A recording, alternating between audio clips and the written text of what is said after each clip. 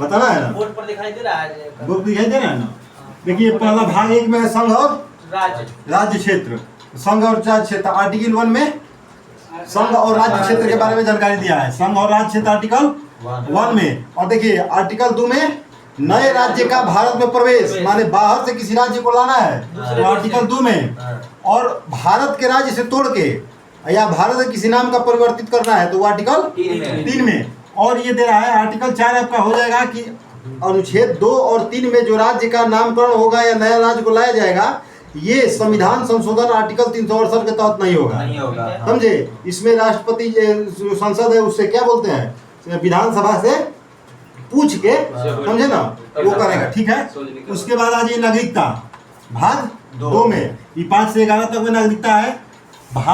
Article 5 में है कि संविधान के प्रारंभ में नागरिकता, संविधान के जब यदि प्रारंभ हुआ था उस समय किसकी किसकी नागरिकता रहेगी, ये आर्टिकल 5 में। और 6 में दिया है कि पाकिस्तान से भारत को प्रव्रजन करने वाले व्यक्ति, माने जो पाकिस्तान से भारत आएंगे, कितना डेट 19 जुलाई 1948 से बाद जो आएंगे, जब समझे उसका माने भारत से पाकिस्तान से भारत आए हैं उनके नागरिकता के बारे में क्या प्रावधान है, ये आर्टिकल आपका 6 में। और पाक से भारत को प्रव्रजन, भारत से पाक को प्रव्रजन करने वाले, माने भारत से जो पाकिस्तान गए हैं और वो आना चाह रहे हैं भारत में 1 मार्च 1947 के पहले यदि वो आ गए हैं तो समझ लीजिए उनके नागरिकता के बारे में क्या है, तो आर्टिकल 7 में। और भारत के बाहर रहने वाले लोगों के बारे में नागरिकता का अधिनियम, जैसे मान लीजिए भारत के बाहर जो रह रहा है उसके लिए भाग 8 में। उसके बाद विदेशी नागरिकता लेने पर भारत की नागरिकता समाप्त हो जाएगी, आर्टिकल 9 में। विदेशी नागरिकता लेने पर भारत की नागरिकता समाप्त हो जाएगी, आर्टिकल 9 में। और नागरिकता का अधिकार बना रहना, किस अधिकार से, आर्टिकल 10, और किस अधिकार से नागरिकता लिया जाएगा, किसी से छीना जाएगा, ये सब आर्टिकल 10 में। अब उसके बाद 11 में आ जाइए, नागरिकता का संबंधित कानून जो बनाने का अधिकार है वो केवल संसद को है, दूसरा कोई नहीं बना सकता, आर्टिकल 11। अब आ जाइए भाग 3 में। भाग 3 में आपका क्या दिया हुआ है, मूल अधिकार। मूल अधिकार में 12 से लेकर 35 तक आपका मूल अधिकार है। और आर्टिकल 12 में राज्य का परिभाषा दिया हुआ है, जैसे डीपीएसपी में आर्टिकल 36 में राज्य का परिभाषा दिया हुआ है, वही राज्य का परिभाषा आर्टिकल 12 में भी दिया हुआ है, समझे। उसके बाद 13 में राज्य जो है ना, राज्य को देश की संज्ञा दिया गया, हाँ राज्य के देश के, समझे, ठीक है। अब उसमें आ जाइए आर्टिकल 13 में आ जाइए, मूल अधिकार का अल्पीकरण करने वाली संस्था। जैसे मान लीजिए कोई भी संसद कानून बनाया और मूल अधिकार का हनन कर रहा है तो सुप्रीम कोर्ट डायरेक्ट उसको निरस्त कर देगा, ये आर्टिकल 13 में दिया हुआ है, समझे। यही दिया हुआ है कि मूल अधिकार को अल्पीकरण करने वाली माने जो भी विधि जो भी सुप्रीम कोर्ट थी संसद बनाएगा उसको सुप्रीम कोर्ट निरस्त कर देगा। अब आ जाइए आर्टिकल 14 में, विधि के समक्ष समानता, विधि के समक्ष समानता, सब ये हो गया आर्टिकल 14 में। उसके बाद आर्टिकल 15 में है, इसमें 4 वो चीज याद रखना है कि किसकी स्वतंत्रता दी गई है, किसके बारे में किसी के साथ भेदभाव नहीं किया जाएगा। तो धर्म, मूल वंश, जाति और जन्म स्थान, धर्म, मूल वंश, जाति और जन्म स्थान के आधार पर किसी के साथ भेदभाव नहीं किया जाएगा शैक्षिक क्षमता में, समझे ना। उसके बाद आर्टिकल 16 में आ जाइए कि लोक नियोजन में अवसर की समानता, माने सरकारी नौकरी में भी जब भी सरकार चाहे, राज्य सरकार चाहे, माने अपना छूट जो देना चाहे किसी को, SC ST OBC अपना दे सकती है, ठीक है। जैसे EWS वगैरह इसमें 16 के 5 है, उसमें 15 के 5 मिल सकती है, ठीक है। अब आ जाइए आर्टिकल 17 में अस्पृश्यता माने छुआछूत का अंत कर दिया गया, आर्टिकल 17 में। आर्टिकल 18 में उपाधि का अंत, माने उपाधि किसी भी कोई भी उपाधि आप नाम के साथ नहीं लगा सकते हैं बिना राष्ट्रपति की अनुमति से, राष्ट्रपति की बिना अनुमति से, ठीक है। आर्टिकल 19 में वाक्य एवं अभिव्यक्ति की स्वतंत्रता, तो वाक्य एवं अभिव्यक्ति की स्वतंत्रता में आप आर्टिकल 1 के A में आ जाइए, कची का प्रेस की स्वतंत्रता या बोलने की स्वतंत्रता जो भी है। उसके बाद आर्टिकल 19 के B में आ जाइए, सभा और सम्मेलन करने की स्वतंत्रता। आर्टिकल 19 के C में आ जाइए, संघ बनाने की, जब सभा बना लिए तो संघ बनाएंगे, वो भी आ जाइए। उसके बाद आ जाइए कि भाई अब क्या करेंगे, संघ सभा बना लिए तो भारत के देश में घूमेंगे, तो 19 के 4 में माने D में, 19 के D में भारत में कहीं भी भ्रमण करने की स्वतंत्रता। उसके बाद 19 के E में, अब भ्रमण कर लिए तो कहीं स्थायी होंगे ना, तो कहीं भी बसने की स्वतंत्रता क्या हो गया 19 के E में। और उसके बाद F को निरस्त कर दिया गया, जो संपत्ति का अधिकार था 44वां संविधान संशोधन 1978 के द्वारा समाप्त करके उसको कहाँ कर दिया गया है 300 के कम में। तो अब उसके बाद आ गया 19 के G।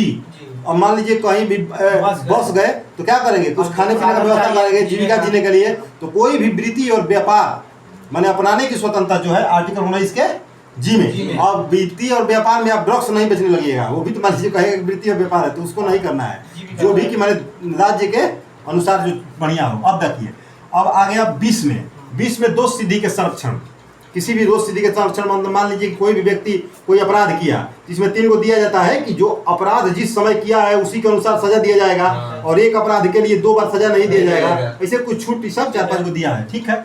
21 में आ जाइए, प्राण एवं दैहिक स्वतंत्रता, ये आपके निजता का अधिकार भी है। प्राण और दैहिक स्वतंत्रता आर्टिकल 21 में निजता का अधिकार जितना भी है, मतलब अपने मनपसंद का जीवन साथी चुनने का अधिकार, विदेश घूमने का अधिकार, कहीं भी आप भारत के कहीं भी देश में घूमने का अधिकार, ये सब 21 में। 22 में आ जाइए, कुछ दशा में गिरफ्तारी से निषेध। कुछ दशा में गिरफ्तारी से इसी में दिया है कि गिरफ्तार करने के बाद कारण बताना होगा, गिरफ्तार करने वाले व्यक्ति पे प्रेशर नहीं करना है अपने खिलाफ गवाही देने के लिए, और गिरफ्तार किए गए व्यक्ति को 24 घंटा के अंदर मजिस्ट्रेट के पास पेश करना है। उसके बाद इसी में दिया हुआ है आपका एक आता है निवारक निरोध, आर्टिकल 22 में ही। तो निवारक निरोध है कि मान लीजिए कि हम आपको सोच रहे हैं कि आप कोई अपराध करने वाले हैं, तो अपराध करने से पहले ही किसी को गिरफ्तार करके 3 महीना तक अधिकतम, उसके बाद यदि रखना है तो संसद से अपना अथी से करना पड़ेगा, कोर्ट से, संसद नहीं कोर्ट से अपना आदेश लेना पड़ेगा। 3 महीने तक रख सकते हैं किसी को जेल में, ठीक है। वो मैंने अथी के आधार पर, सब के आधार पर निवारक निरोध आर्टिकल 22 में ही है।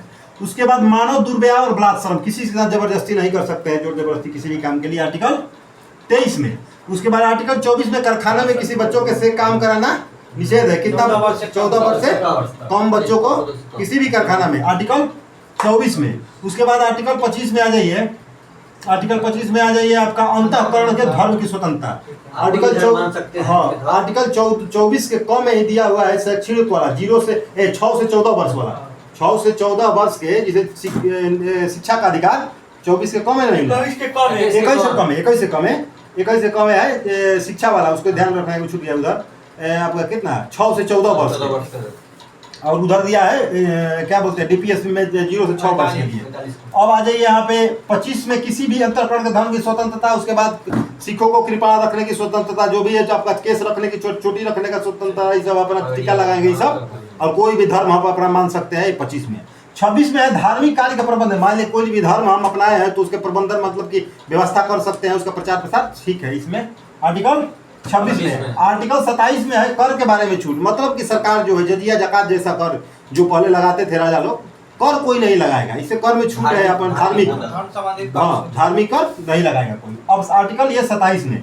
आर्टिकल 28 में है सरकारी संस्था में धार्मिक शिक्षा नहीं, कोई भी यदि सरकार का जो संस्था है उसमें आप धार्मिक शिक्षा जिसे नहीं दे सकते हैं, सरकारी स्कूल हो चाहे कोई भी हो, उसमें आप धार्मिक शिक्षा हिंदू हो चाहे मुसलमान का नहीं दे सकते हैं, ठीक है। उसके बाद आ जाइए आर्टिकल 29, इसमें आ जाइए अल्पसंख्यक वर्गों के हितों का संरक्षण, कोई भी SC ST वर्ग है उसके हित का संरक्षण होगा। हाँ हो गया हिंदू मुस्लिम हो गया, हाँ जो भी मतलब है अल्पसंख्यक, हाँ सिख ईसाई क्रिश्चियन बौद्ध, माने अल्पसंख्यक वर्ग का, मुस्लिम ये सब का माने वर्गों के हितों का संरक्षण। मान लीजिए कि अल्पसंख्यक में भी एक आ गया, जैसे मान लीजिए असम में चाहे मिजोरम में जिसे कुकी मणि जनजाति भी है, उस सब अल्पसंख्यक के रूप में है, तो उसके सेवा संस्कृति की रक्षा के लिए भी उसमें ठीक है। आर्टिकल 30 में शिक्षा संस्थान खोलने की स्वतंत्रता, कोई भी अपना शिक्षा संस्थान खोल के मदरसा उधर आर्टिकल 30 के चलते चलता है, समझे ना।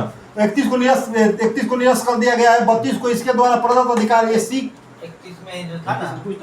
31 में वही संपत्ति का अधिकार था, उसको 44वां संविधान संशोधन हटा दिया गया है। और आर्टिकल 32 में इसके द्वारा प्रदत्त अधिकार SC प्रस्तुत कराएगा, माने 32 के तहत जो भी अधिकार है वो सुप्रीम कोर्ट प्रस्तुत कराएगा। इसी के 32 के 2 के तहत, 32 का 1 जो था उसको निरस्त कर दिया, 32 के 2 के तहत सुप्रीम कोर्ट रीट चार्ज करता है मौलिक अधिकार के संबंध में, मौलिक अधिकार के संबंध में 32 के 2 के तहत कर दिए। 32 के 3 33 आ गया, आर्टिकल 33 में है सैन्य बलों के फंडामेंटल राइट कम करने के। मान लीजिए कि सैन्य बल है, अब उसका मौलिक अधिकार है वो कम कर सकता है संसद, तो ये दिया है आर्टिकल 33 में। अब मान लीजिए कि कहीं है क्या बोलते हैं, अब बोलने लगा कि सैन्य वाला कि हम संघ बनाएंगे, तो भाई संघ बनाएगा तो वैसे कर लेगा, तो ये तो देश के लिए हानिकारक चीज है ना, तो ये सब कम करने की कौन करेगा? संसद करेगा, ठीक है, संसद करेगा। उसके बाद आ जाइए 34 मार्शल लॉ में फंडामेंटल राइट्स की कमी। यदि मान लीजिए कि देश में या राज्य में कहीं मार्शल लॉ लगा हुआ है, मार्शल लॉ लगा हुआ है तो विशेष नागरिक के लिए भी फंडामेंटल राइट की कमी कर देगा संसद, ठीक है। अब उसके बाद आ जाइए, नहीं करता है कि इधर कर्फ्यू लगा हुआ है, आप घर से बाहर इतना से इतना बजे के बीच में मत निकलिए, ना तो देखते ही गोली मार दी जाएगी। इसका मतलब क्या है? मार्शल लॉ के विरोध में माने जब लगा हुआ है तो फंडामेंटल राइट्स की कमी कर देगा, माने संसद का संस्तुति को होगा, ठीक है। इसके बाद आ जाइए 35 में, 35 में है, दोनों में संविधान कानून बनाएगा, माने ये दो 33 है और 34 के तहत संविधान जो कानून बनाया है उसी के अनुसार ये लागू होगा। ठीक है, भाग 4 में आ जाइए।